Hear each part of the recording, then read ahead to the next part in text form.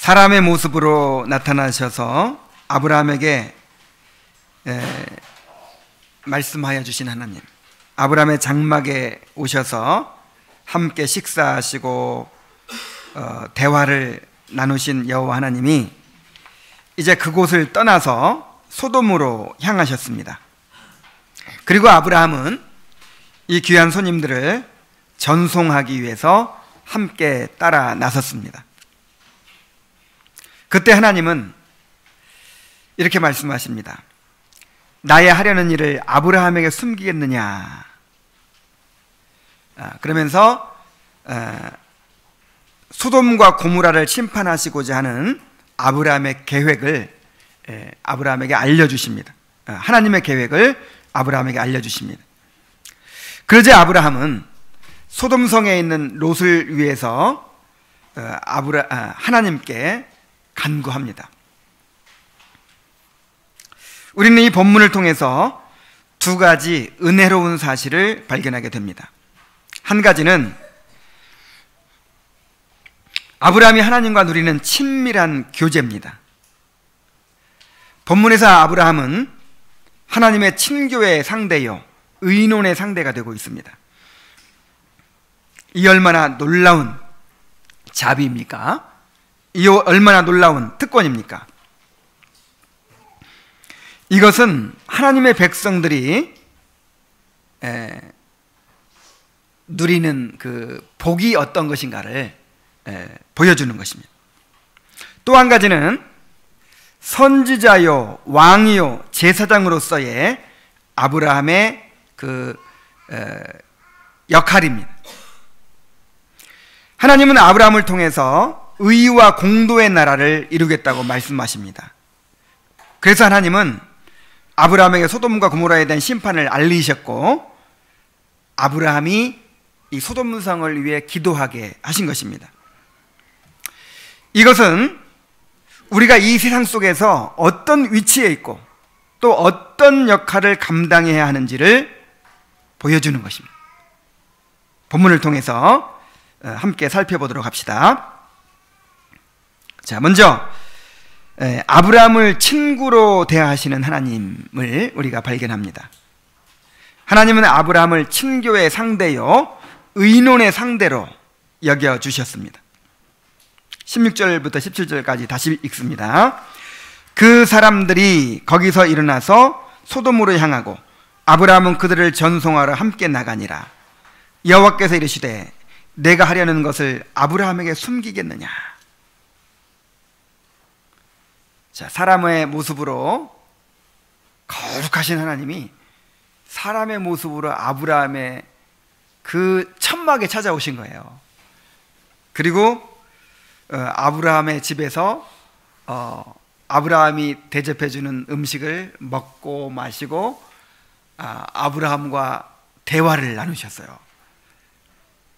그리고 이제 일어나셔서 두 천사와 함께 소돔성으로 향하여 떠나십니다. 그런데 아브라함은 그냥 안녕히 가십시오 하지 않고 또 배웅을 해요. 멀리까지 따라 나섭니다. 그러니까 최고의 예우를 다해서 끝까지 그렇게 정성을 다해서 섬기는 거예요. 그때 여호와께서는 내가 앞으로 하려고 하는 일을 어찌 아브라함에게 숨기겠느냐, 이렇게 말씀하십니다.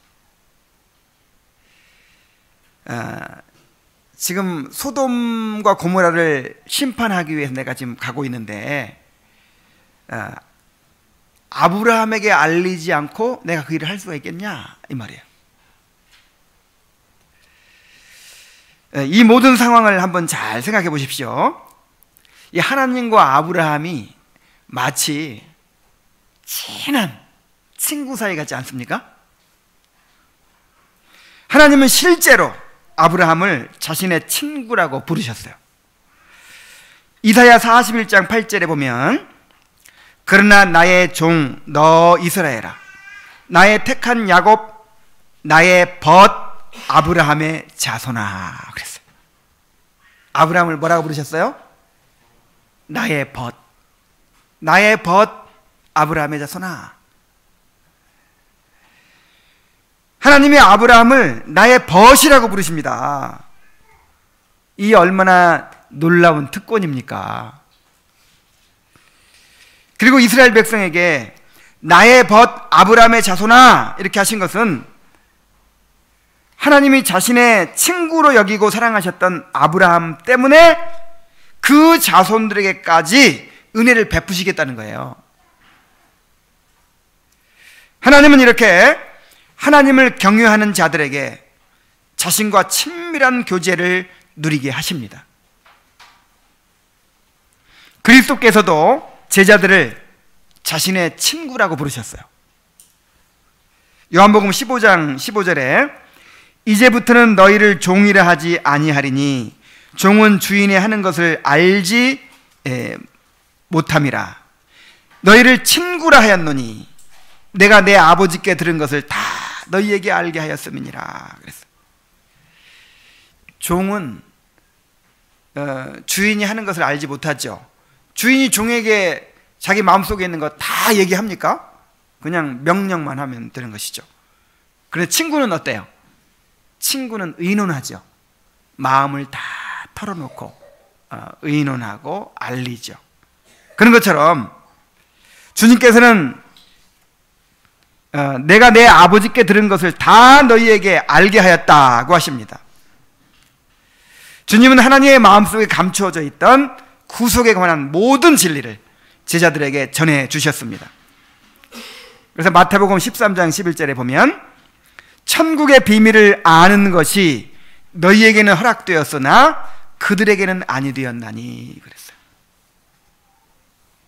비밀, 아버지 마음속에 숨겨져 왔던, 영원 전부터 숨겨져 왔던 그 비밀을 가장 친한 친구들에게 알려주는 거예요.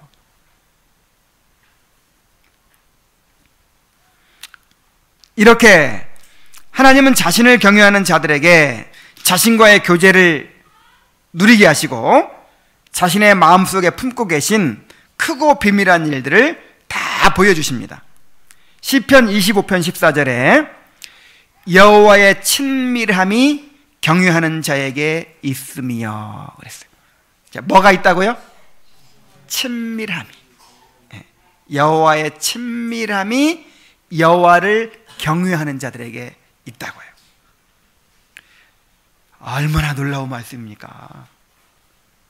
나와 친밀히 교제해 주시고 친밀하게 동행해 주시고 내가 친밀하게 가까이 다가가게 해주시는 그런 은혜를 베푸시는 거예요. 그 친밀한 증거가 뭐냐면은 그 언약을 저희에게 보이시리로다 그랬어요. 하나님께서 우리의 언약을 맺으셨죠. 여러분, 이 세상에서 가장 가까운 관계가 무슨 관계예요? 이 세상에서 부부관계죠. 부부관계가 왜 그렇게 가까운 관계죠? 언약을 맺었잖아요. 언약. 결혼의 언약. 이제 평생을 함께 하겠다. 죽음까지도 함께 하겠다.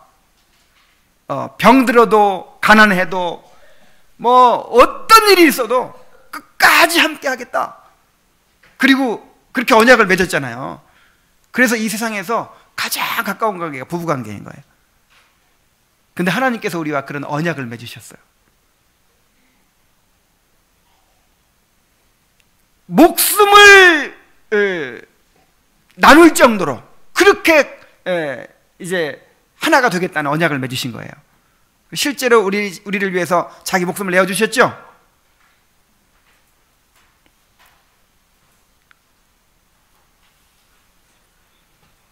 하나님은 모세와 친구처럼 대화하셨습니다. 출애굽기 33장 11절에 보면은 사람이 그 친구와 이야기함 같이 여호와께서는 모세와 대면하여 말씀하시니라. 에녹은 300년간이나 하나님과 동행했어요. 여러분, 이러한 말씀들이 또 이러한 체험들이 우리에게 보여주는 것이 무엇입니까? 하나님이 우리의 교제의 대상이라는 거예요. 하나님이 우리의 사랑의 대상이라는 거예요. 어떤 주고받는 무슨 거래 관계, 어떤 조건적인 관계가 아니라 하나님과 우리와 관계는 인격적인 관계예요. 서로 교제하고 대화하고 사랑을 나누고 이런 관계라는 거예요. 우리도 이렇게 하나님과 교제할 수 있습니다. 하나님은 끊임없이 자신의 뜻을 우리에게 알려주십니다. 여러분, 이것이 얼마나 큰 은혜인지 알아야 돼요. 하나님께서 자기 마음을 우리에게 계속 이렇게 열어서 자기의 뜻을 알려주시는 거예요. 지금 이 시간에도. 대통령이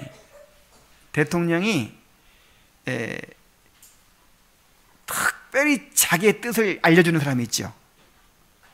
그런 사람을 이제 대통령의 복심이라 그래요. 복심. 이제 완전 측근 중에 측근이고 실세죠. 그래서 나는 대통령의 복심입니다 이렇게 막 선거에 나와가지고 하잖아요. 이 복심이라는 게 뭐예요?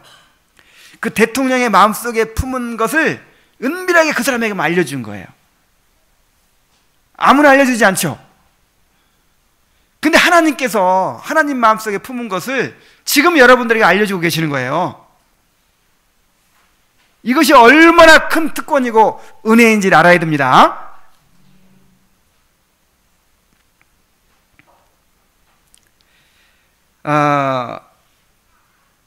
그리고 우리가 언제든 주님께 나가서 주님 앞에 마음을 털어놓고 기도할 수 있게 해주셨어요.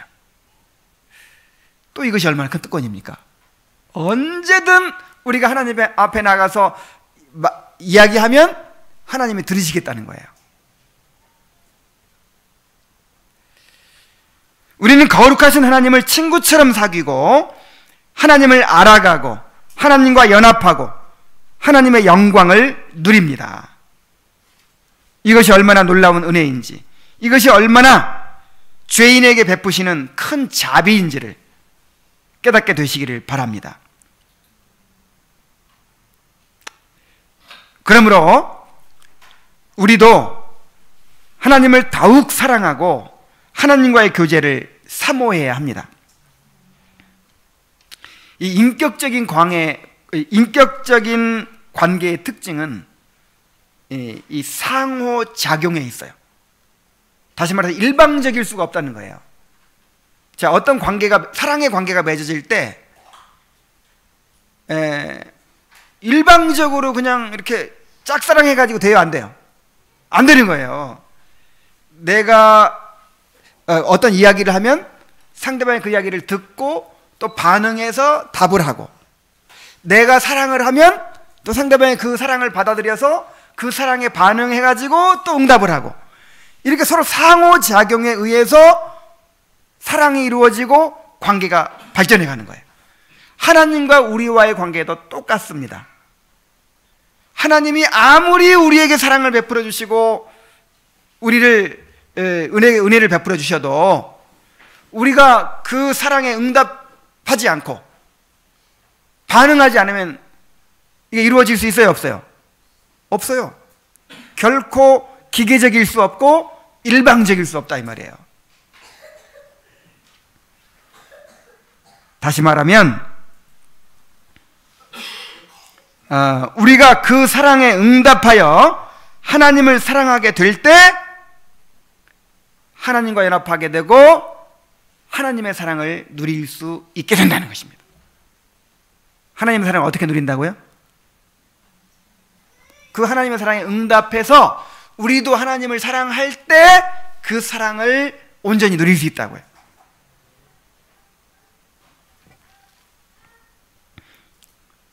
자, 아브라함도 한번 보세요. 아브라함은 하나님을 사랑하고 섬김으로 이러한 특권을 누리고 있습니다. 자, 하나님께서 아브라함에게 오신 것은 두 가지 메시지를 전하기 위해서 오신 거예요. 이 두 가지 메시지가 뭐냐면, 하나는 내년 이맘때 너에게 아들이 있으리라, 이런 기가 막힌 소식을 이제 약속을 주시기 위해 오신 것이고, 또 한 가지는 내가 소돔과 고모라를 심판하겠다. 이런 생명의 메시지와 심판의 메시지를 가지고 오신 거예요. 그런데 이 말씀을 듣게 된 그 계기가 무엇이었습니까? 아브라함이 나그네를 대접한 거예요. 이분이 정말 이 하나님이 보내신 분이다, 이걸 알았어요. 그래서 마음을 다해서, 정성을 다해서 영접을 합니다. 그리고 대접을 합니다.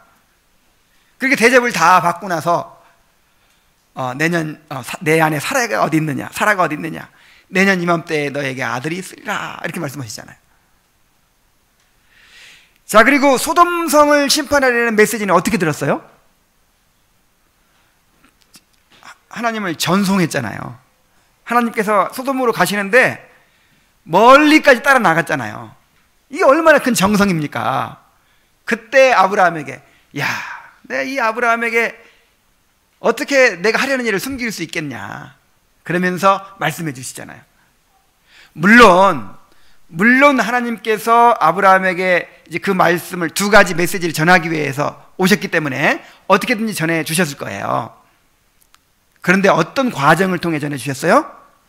아브라함이 하나님을 사랑하고 섬기는 과정을 통해서 듣게 하신 거예요. 그러니까 아브라함의 입장에서 보면요, 만약에 나그네가 왔는데도 불구하고 나 피곤해 하면서 그냥 보내버렸다면 그 약속 들을 수 있었어요, 없었어요? 없었죠. 그리고 하나님께서 가신다고 하니까 아이고 이제 다 끝났다, 그러면서 그냥 집으로 들어가 버렸으면 그 말씀을 못 듣는 거예요. 근데 끝까지 정성을 다해서 하나님을 이렇게 배웅해 드리면서 그 메시지를 들은 거예요. 여러분, 하나님의 음성을 듣고 싶죠? 근데 하나님의 음성을 듣는 통로를 하나님이 어떻게 마련하셨냐면 예배라는 걸 통해 마련하신 거예요. 예배는 뭔가를 바라고 기대하고 뭔가 그러는 것이 아니고 하나님께 드리는 것입니다.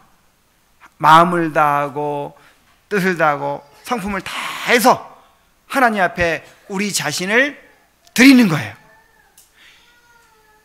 그때 하나님께서 우리를 기뻐하시고 우리에게 말씀해 주시는 것입니다.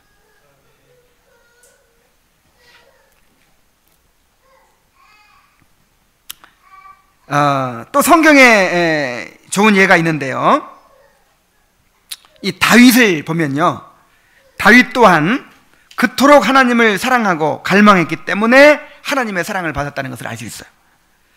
사무엘하 7장에 보면은, 이제 사무엘하 7장이 다윗 언약이 기록된 장입니다.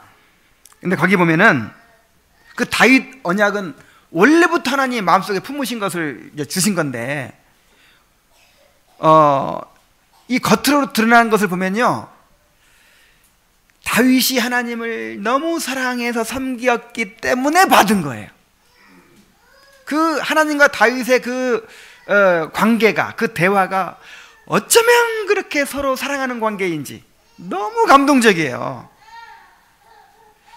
다윗은 오랜 고난 가운데서도 오직 하나님을 즐거워함으로 인내하고 믿음을 지켰습니다.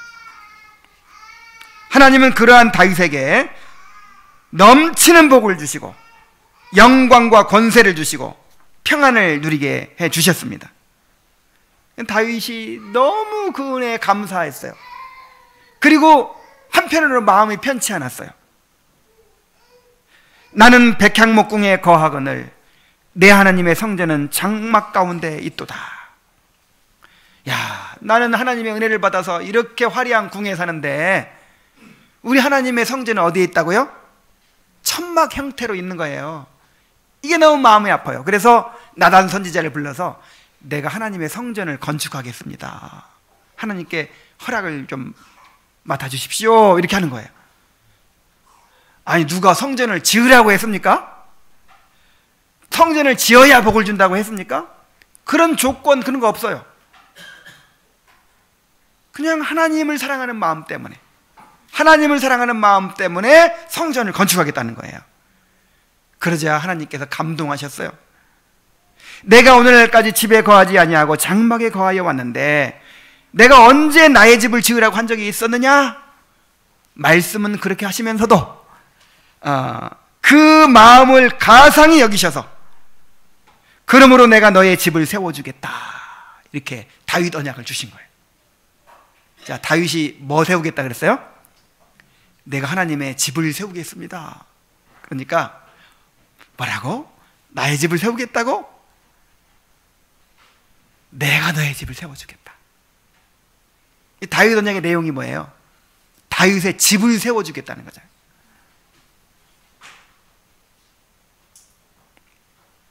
그러니까 또 다윗은 성소에 들어가서 감격해가지고 하나님 앞에 감사를 드립니다. 다윗이 기록한 시편을 보면 다윗이 얼마나 하나님을 사랑하고 하나님의 말씀을 사모하는지를 볼 수 있어요. 그래서 하나님께서 다윗을 그렇게 사랑하신 거예요. 왜 그렇게 다윗을 사랑하셨을까요? 가장 선하게 살아서 그렇습니까? 다윗이 가장 선하게 살았나요? 얼마나 큰 죄를 지었습니까? 다윗이 하나님을 사랑했기 때문에 하나님께 다윗을 내 마음에 합한 사람이다, 이렇게 부르시고 다윗을 사랑하신 거예요. 솔로몬도 마찬가지입니다. 솔로몬도 하나님께서 다윗 때문에 복을 주시겠다고 작정하셨죠. 그런데 그 복을 받게 되는 과정이 솔로몬이 하나님을 사랑함으로 복을 받게 하신 거예요. 자, 이걸 한번 찾아봅시다. 열왕기상 3장 3절로 5절입니다.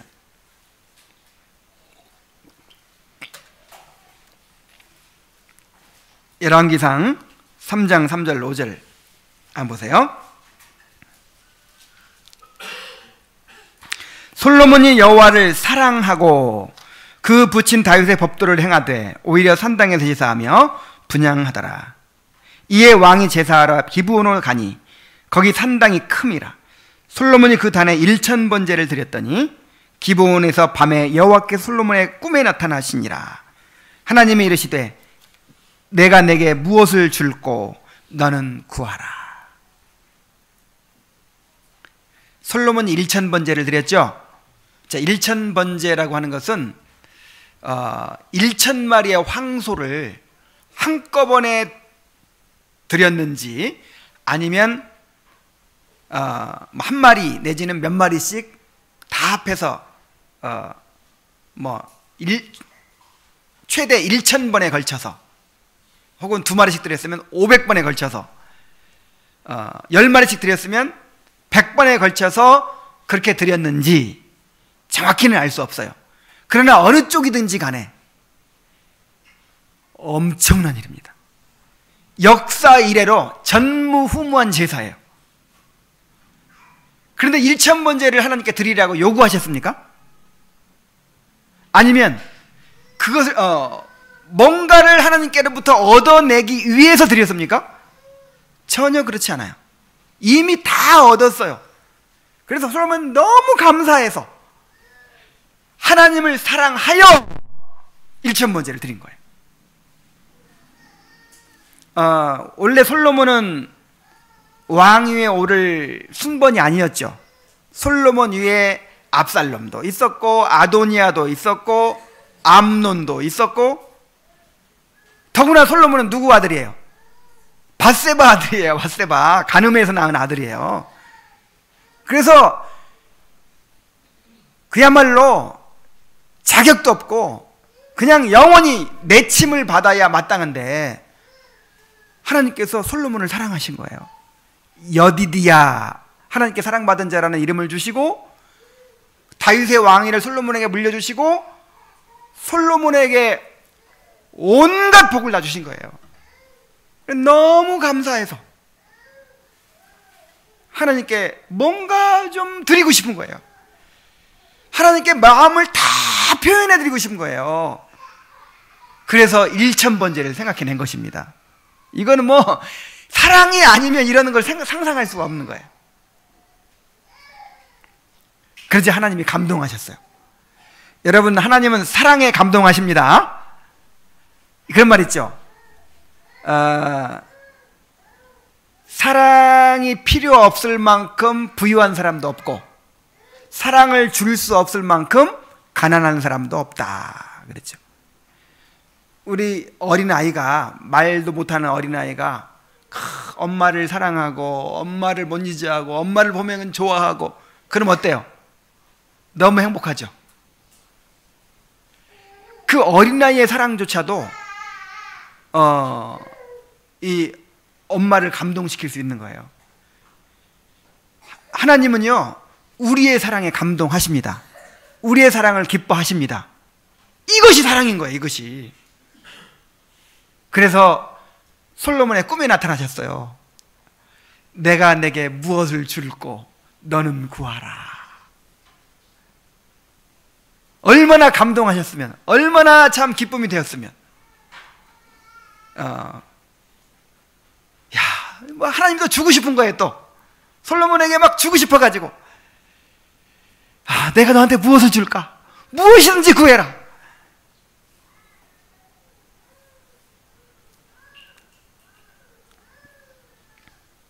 우리도 이렇게 하나님을 사랑하는 사람이 되어야 합니다. 하나님, 우리가 죄인 되었을 때에 우리를 사랑하셨지만 우리가 그 사랑에 반응하여 응답하여 하나님을 사랑함으로써 그 사랑을 누리게 하셨습니다. 그래서 잠언 8장 20절에 보면은 나를 사랑하는 자들이 나의 사랑을 입으며 나를 간절히 찾는 자가 나를 만날 것이니라 그랬어요. 요한복음 14장 21절에 나를 사랑하는 자는 내 아버지께 사랑을 받을 것이요 나도 그를 사랑하여 그에게 나를 나타내리라 그랬어요.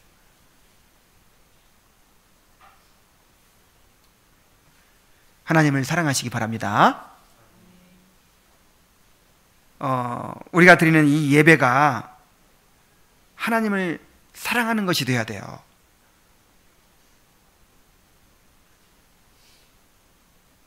단지 차가운 의무로 우리가 하나님을 예배하게 될 때 하나님은 모독을 받으십니다.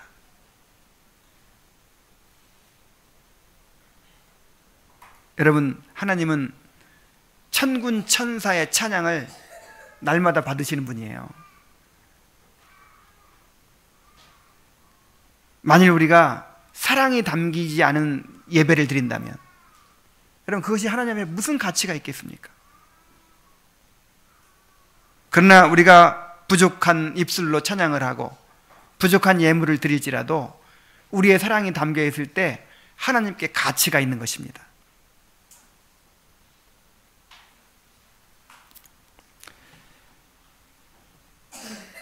예배를 드릴 때마다 이 예배가 하나님께 드리는 여러분의 사랑이 되기를 바랍니다. 우리 학생들 잘 들으세요. 엄마가 억지로 데리고 와서 화가 나가지고 그렇게 예배를 드린다면 이게 얼마나 하나님께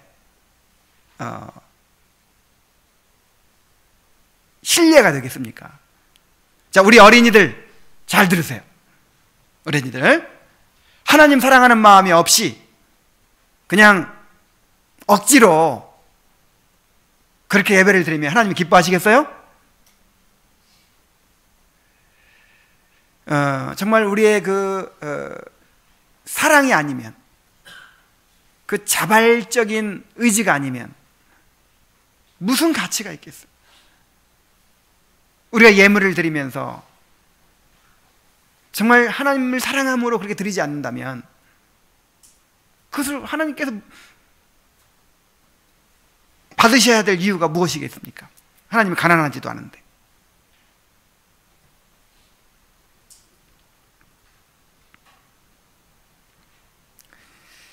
예배를 성심으로 준비합시다.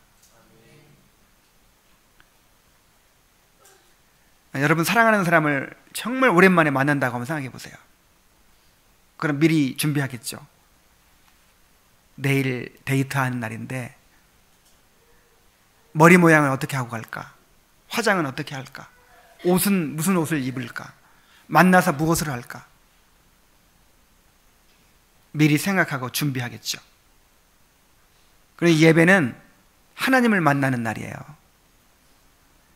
준비해야 합니다. 여러분의 마음을 준비하고 정성을 준비해야 합니다.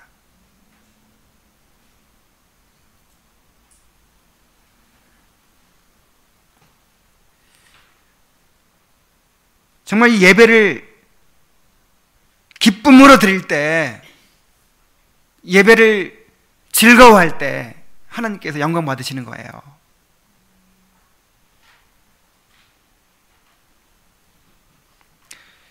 또한 하나님과의 관계 속에서 하나님은 항상 내가 무엇을 얻어내는 분, 항상 이렇게만 생각하고 우리가 하나님을 대한다면 참 이거 얼마나 슬픈 일입니까? 바울은 이렇게 말했어요. 하나님께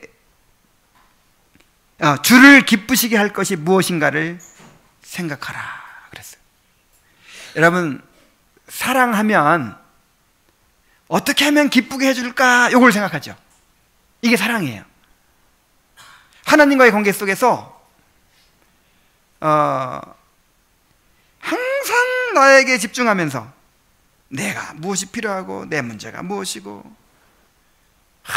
예배에 와서까지 내가 지금 몸이 불편하고 내가 피곤하고 내가 걱정이 있고 내가 뭐 받아야 되고, 이것이 아니라 하나님 주를 기쁘시게 할 것이 무엇인가를 생각하는 거예요. 솔로몬처럼 내가 하나님께 뭔가를 드리고 싶다. 어떻게 하나님을 기쁘시게 드릴 수 있을까? 아무도 생각하지 못했던 일천번제를 생각해낸 거예요. 사랑하는 사람은 방법을 찾아냅니다. 사랑이 식으면 변명을 찾아냅니다. 자꾸만 핑계가 생기는 거예요. 사랑이 식으면요, 교회에 안 갈 이유가 왜 이렇게 많은지 몰라요. 근데 정말 하나님을 사랑하고 사모하면요, 어떻게 해서든 길을 찾아내고 방법을 찾아내고 사랑을 표현합니다.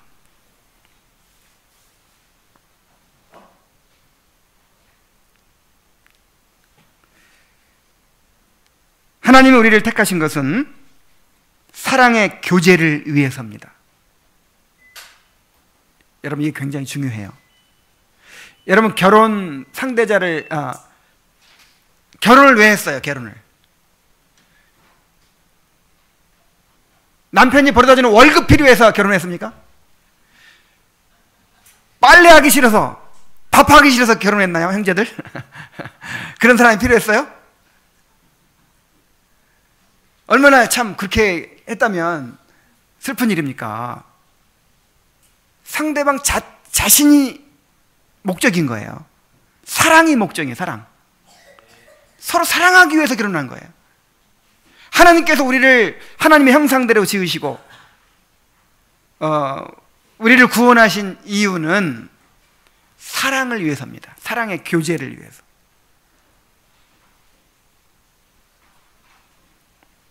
하나님과 무엇을 주고받는 조건적인 관계, 교환 관계가 아니라 하나님 자신을 사랑하고 즐거워하도록 하신 것입니다. 하나님은 무한 사랑스러우신 분입니다. 우리가 마음을 다해 사랑할 만한 완전한 조건을 가지신 분이십니다. 우리는 하나님을 사랑함으로 우리가 완성되어져 가고, 하나님을 사랑함으로 완전한 행복을 누리도록 그렇게 지음받은 거예요. 우리가 천국에 가서 할 일이 무엇이겠습니까? 하나님을 사랑하는 거예요. 하나님을 예배하고 찬양하고 하나님을 즐거워하고 하나님을 알아가고, 이걸 한마디로 뭐라고 요약할 수 있어요? 사랑이에요, 사랑. 그래서 십계명의 요약이 무엇입니까? 마음을 다하고 뜻을 다하고 성품을 다해서 하나님을 사랑하라는 것이잖아요.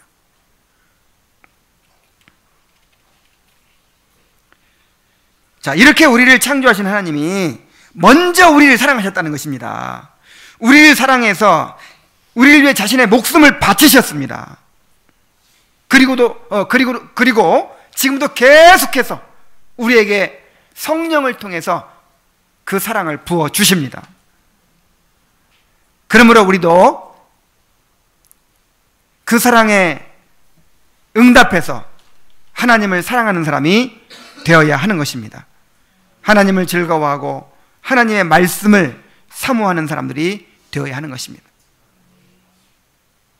우리는 장차 천국에서 영원토록 하나님을 사랑하고 하나님을 즐거워하며 살게 될 텐데, 이 땅에서부터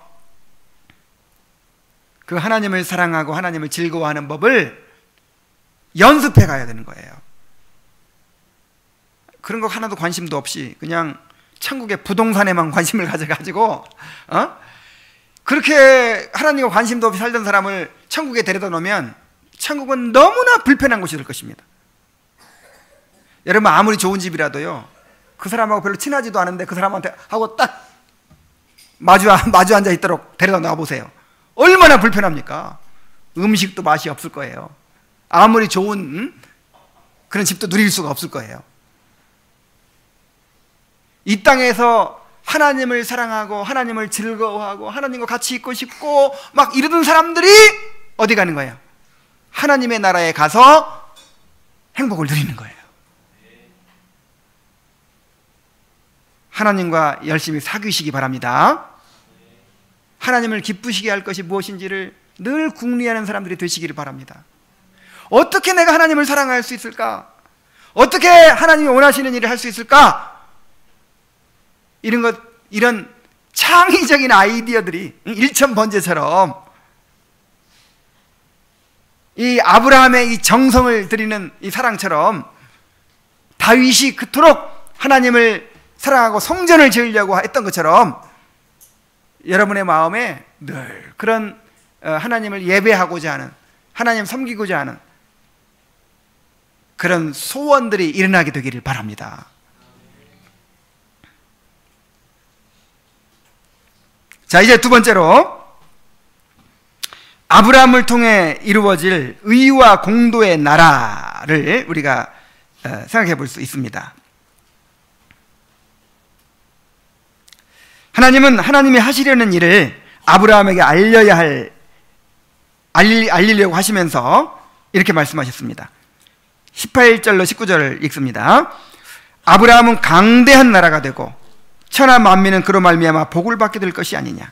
내가 그로 그 자식과 권속에게 명하여 여호와의 도를 지켜 의와 공도를 행하게 하려고 그를 택하였나니 이는 나 여호와가 아브라함에게 대하여 말한 일을 이루려 함이니라 그랬어요. 자, 아브라함이 강대한 나라가 된다고 하신 것은 하나님이 아브라함을 통하여 하늘의 별처럼 그 수요가 많고 힘 있는 나라를 만드시겠다라고 하시는 것이죠. 자, 이 약속은 이스마엘이 강대한 아랍 족속의 조상이 되고 이삭이 이스라엘 민족의 조상이 됨으로써 이루어지게 될 것입니다. 그러나 궁극적으로는 이스라엘 백성을 통해서 가나안 땅에 제사장 나라가 세워지고 그들 가운데서 메시아가 탄생하게 되고 그로 인해서 하나님의 나라가 이루어짐으로써 성취될 것입니다. 또한 천하 만민이 그로 말미암아 복을 얻게 되리라 그랬는데, 이것은 아브라함의 씨로 오시는 메시아를 통해서 온 인류 가운데서 택한 자들이 구원의 복을 누리게 될 것이라는 말씀입니다. 자, 그런데 아브라함이 이렇게 강대한 나라가 되고 천하 만민이 그로 말미암아 복을 받게 되려면 그 나라가, 그 백성들이 여호와의 도를 지켜 의와 공도를 행하는 백성들이 되어야 하는 것입니다. 자, 여호와의 도가 뭐냐면 사람이 하나님 앞에서 마땅히 행해야 할 도리, 즉 거룩한 율법을 가리키는 거예요. 여호와의 도가 뭐예요? 거룩한 율법을 가리키는 것입니다. 그리고 이 체데크라는 말은 righteousness, 의로움을 뜻하고요. 또 공도, 미시파트라는 말은 justice, 정의로움을 뜻합니다. 그래서 의와 공도라는 말이 성경에 자주 등장해요. 정의와 공평 또는 정의와 공의 등으로 번역이 돼서 구약 성경에서 아주 반복이 돼서 자주 나타나는데, 쉽게 말하면 이 의와 공도는요, 우리 삶에 하나님의 율법이 이루어지는 것을 의미합니다. 의와 공도가 뭐예요? 우리 삶에 하나님의 율법이 이루어지는 거, 이게 의죠. 너희는 먼저 그의 나라와 그의 의를 구하라. 이게 뭐예요? 하나님의 우리 삶을 통치해 주심으로 우리 삶에 하나님의 율법이 이루어지는 그 의가 실현되는 것을 우리가 추구하라는 말이잖아요. 하나님의 나라는 의의 나라입니다. 무슨 나라? 의와 공도의 나라예요. 그래서 아브라함에게 주신 하나님의 언약이 이루어지려면 그 자손들이 여호와의 도를 지켜 의와 공도를 행해야 되는 것입니다. 그냥 저절로 이루어지는 게 아니에요. 이스라엘 나라를 세웠는데 소돔이나 고모라처럼 그렇게 죄를 짓고 하나님의 율법을 무시하고 그러면 그게 하나님의 나라가 될 수 있어요, 없어요? 안 되는 거예요. 인구만 많아진다고 강대한 나라가 되는 것이 아니고 의를 행하는 민족이 돼야 돼요. 의를 행하는 민족. 하나님이 소돔과 고모라를 심판하시는 이유가 무엇입니까?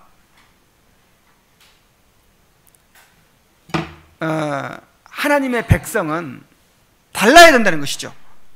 하나님의 백성은 소돔처럼 살아서는 안 되고 고모라처럼 살아서는 안 되고 이런 나라들은 다 심판받을 것이고, 이 아브라함을 통해서 이루어질 제사장 나라는 의와 공도를 이루는 나라가 되어야 한다 하는 것을 강력하게 보여주시는 거예요. 소돔과 고모라를 심판하심으로써.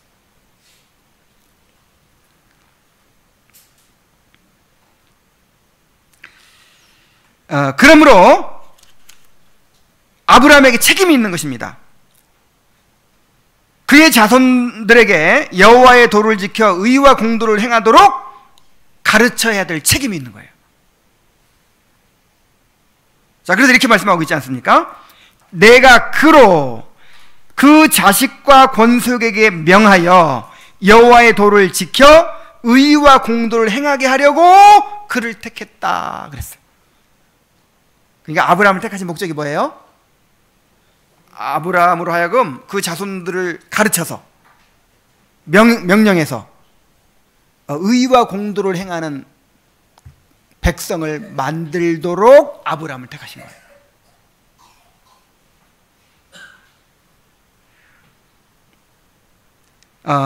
칼빈은 이것을 이렇게 주석했습니다. 모세는 여기서 암시하기를 아브라함이 여호와를 경외하면서 그의 자녀들에게 교훈하며 그의 권속들을 잘 가르친다면 그에게 약속된 은혜를 소유하게 될 것이라고 한다. 자, 아브라함에게 주신 약속이 이루어지려면 아브라함이 지켜야 될 것이 있어요. 그 자손들을 여호와의 율법을 잘 순종하는 그런 의의 나라를 만들어야 되는 거예요. 아브라함이 그 의를 행하는 백성을 만들어야 될 책임이 있어요. 그렇게 하면 하나님의 약속이 이루어진다는 거예요.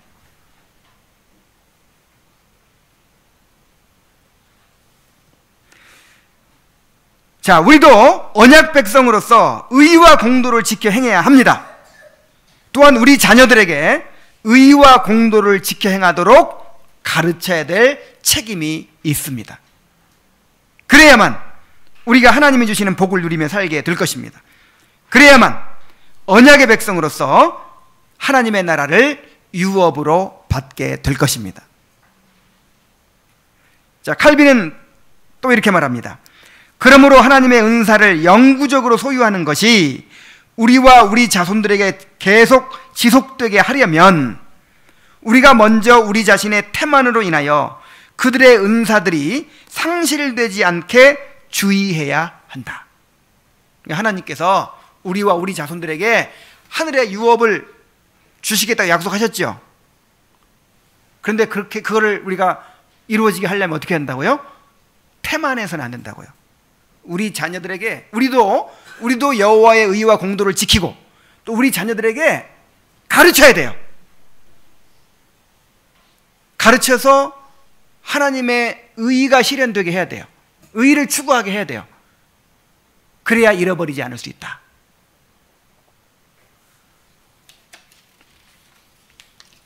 자, 이렇게 말하면 그러면 율법을 지킴으로 구원을 얻고 또 율법을 지킴으로 그 구원을 유지할 수 있다는 말인가? 하고 생각하는 사람이 있을지도 모르겠어요. 물론 구원은 인간의 행위가 아니라 철저하게 하나님의 은혜로 이루어집니다. 그러나 구원은 은혜로 받는 것이니까 믿기만 하면 그냥 아무렇게나 살아도 천국에 간다. 이렇게 생각한다면 이것은 구원에 대한 올바른 믿음이 아니에요. 구원에 대한 올바른 이해가 아니에요. 구원은 단지 죄의 형벌에서 건진받는 것이 아니라 죄 자체에서 건진받는 것입니다. 자, 구원이 뭐라고요? 죄의 형벌에서 건진받는 것만이 아니라 죄 자체에서 건진받는 거예요. 이거를 다르게 말하면 우리를 죄에서 건져내어 하나님의 율법에 순종하는 거룩한 백성이 되게 하시는 것이 구원이에요. 이제 오늘날에는 구원을 어떻게 이해합니까? 그냥 죄의 형벌에서 건진받는 게 구원이라고 생각해요. 여러분, 그게 무슨 불완전한 구원입니까? 그게 얼마나 불완전한 구원입니까? 하나님이 그렇게 구원하시려고 하신 거예요? 구원의 궁극적인 목적은요, 죄 자체로부터의 구원이에요. 거룩한 백성 만드는 게 구원이에요. 그러니까 믿기만 하면 아무렇게나 살아도 천국 간다, 이런 생각은 이건 완전히 잘못된 생각이죠. 구원에 대한 이해가 없는 것이고 믿음이 없는 것이죠.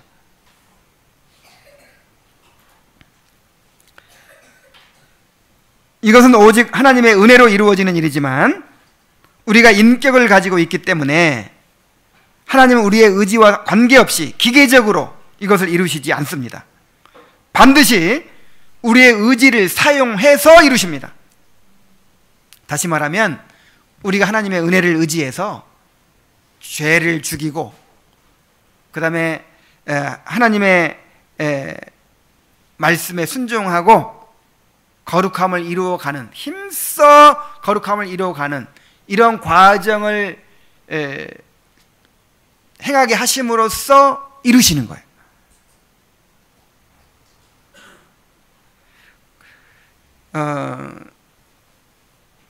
그래서 성도의 견인교리도 오해하면 안 됩니다. 성도의 견인이란 한 번 구원받으면 어떻게 살든 상관없이 구원받는다는 것이 아니에요. 내가 자주 말하지만 어떻게 살든 또는 아무렇게 살든 그 결과가 뭐예요? 아무렇게 살면 어떻게 돼요? 지옥이에요, 지옥. 아무리 믿는다고 해도 아무렇게나 살면 지옥 갑니다.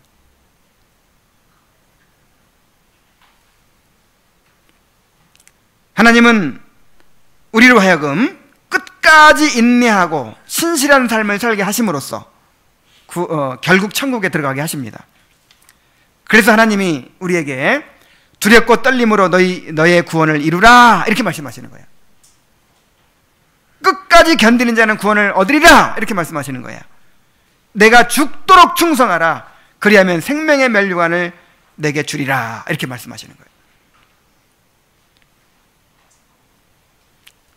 100% 하나님의 은혜로 이루어지는 것인데 그 은혜가 우리로 하여금 인내하게 만들고 충성하게 만들고 순종하게 만드는 것입니다. 하나님은 아브라함에게 소돔과 고모라를 심판하실 것을 말씀하셨습니다. 20절 21절 봅니다. 여호와께서 또 이르시되 소돔과 고모라에 대한 부르짖음이 크고 그 죄악이 심히 무거우니 내가 이제 내려가서 그 모든 행한 것이 과연 내게 들린 부르짖음과 같은지 그렇지 않은지 내가 보고 알려하노라 그러셨어요. 자, 하나님께서 아브라함을 통해 이루시고자 하는 나라는 여호와의 도를 지켜 의와 공도를 행하는 나라죠. 그런데 가나안 땅에 있던 소돔과 고모라는 어떤 나라입니까? 죄악이 가득한 나라였어요. 소돔과 고모라는 죄악이 가득해서 하나님의 심판을 받게 될 이 세상 나라들을 대표합니다. 아브라함을 통해 이루어질 의의 나라는 이렇게 부패한 세상 나라들 가운데 세워지게 되는 거예요. 자, 그 이유가 무엇입니까?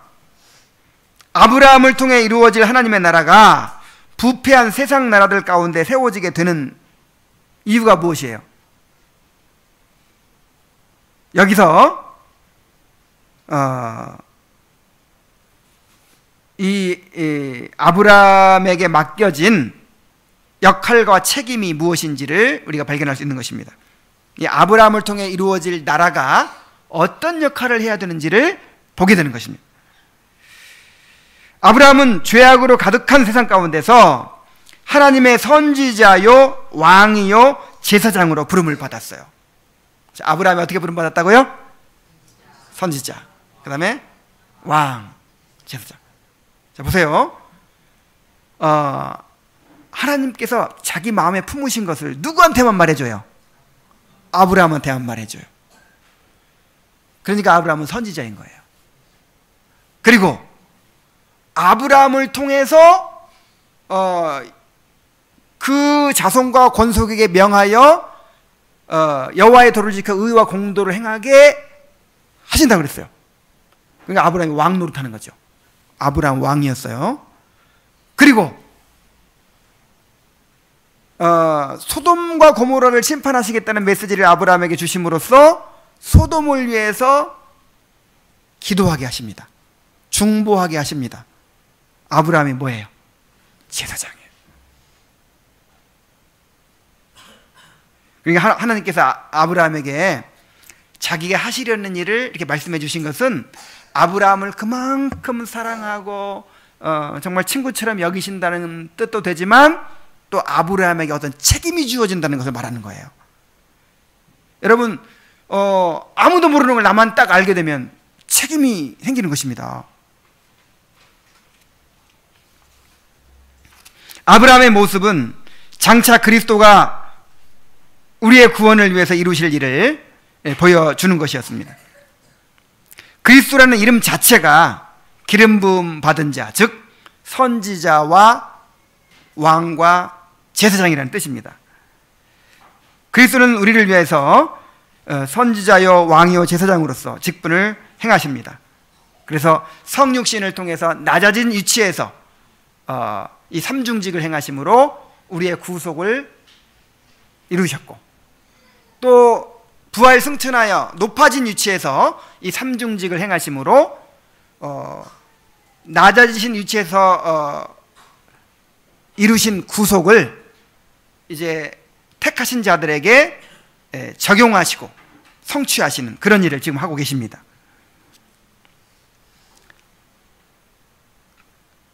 그리스도와 연합한 사람은 그리스도와 함께 이러한 삼중직의 사명을 가지게 되었습니다. 자, 우리도 선지자요 왕이요 제사장으로서의 삶을 살아가야 하는 것입니다. 우리는 선지자로서 하나님의 말씀을 잘 알아가야 돼요. 지금 세상이 알지 못하는 것을 여러분에게만 알려주고 계시죠? 지혜롭고 슬기 있는 자들에게는 딱 숨겨버리시고 여러분처럼 어린아이 같은 사람들에게 이렇게 지금 알려주고 계십니다. 여러분이 지금 어떤 직분을 갖게 되는 거예요? 선지자의 직분을 갖게 되는 거예요. 이 말씀을 잘 배워야 돼요. 그리고 이 말씀을 다른 사람에게 전해줘야 되는 거예요. 우리 자녀들에게 전해줘야 되는 거예요. 그리고 또한 왕으로서 하나님께서 우리에게 주신 사람들에게 여호와의 도를 지켜 의와 공도를 행하게 해야 될 책임이 있어요. 여러분, 왕노릇 해야 돼요. 왕노릇 한다는 것은 막 군림한다는 뜻이 아니에요. 항상 그리스도를 생각해야 돼요. 그리스도께서 왕 되시도록 하는 역할이 왕노릇이에요. 여러분, 가장들은 가장의 왕입니다. 막 군림하는 건 왕이 아니고 그리스도께서 이 가정을 통치해야 되는데 누구를 통해 통치해요? 가장으로서 역할을 잘 감당할 때 그 가정이 그리스도의 통치가 이루어지는 거예요. 왕노릇 잘하세요? 지금 저는 교회의 직분자로서 그리스도의 그 삼중직을 나타내고 있는 거예요. 말씀을 전함으로, 또 권징을 행함으로, 그 다음에 여러분들을 위해 기도함으로 이 그리스도 안에서 삼중직을 행하는 거예요. 여러분 또 각자가 다 그렇게 삼중직을 행해야 돼요.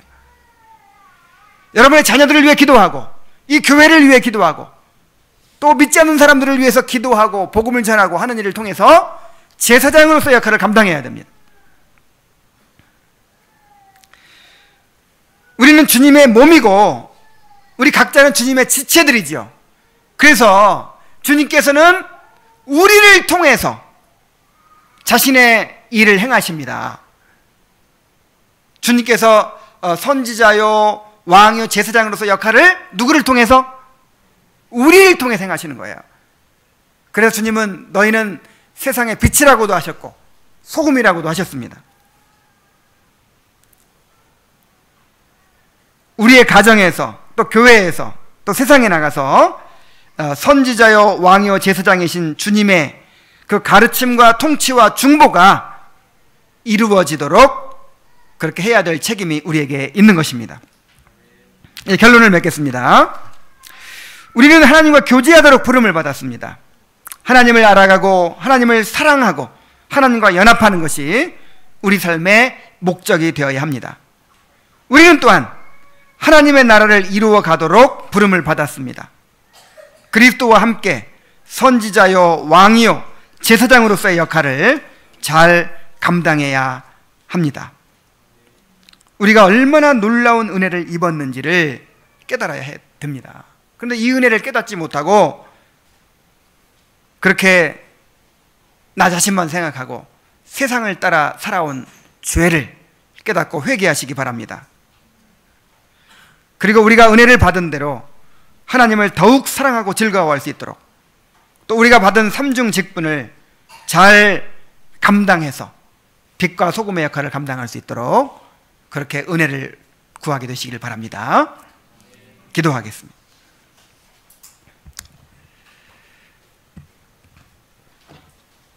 자비로우신 하나님 아버지, 우리가 무엇이고 한데 이토록 사랑하셔서 우리를 친구로 여겨주시고 우리를 당신의 신부로 삼아주시고 이렇게 사랑을 주고받는 그런 관계로 세워주셨습니까? 아버지 하나님, 이 놀라운 은혜를 우리가 잘 깨닫고 그 사랑에 응답하여 우리도 하나님을 사랑하는 사람들이 될 수 있도록 인도해 주옵소서. 하나님 아버지, 참으로 우리에게 이토록 큰 사랑을 주시는 것은 우리가 그리스도의 지체들로서 그리스도께서 행하시는 선지자의 직분, 또 왕의 직분, 제사장의 직분을 우리를 통해서 행하고자 하시는 것인 줄로 믿습니다. 아버지 하나님, 참으로 우리가 은혜 받은 사람으로서 책임을 다하여 그렇게 하나님 나라를 이루어가는 자들이 될 수 있도록 인도하여 주시옵소서. 예수님의 이름으로 기도하옵나이다. 아멘.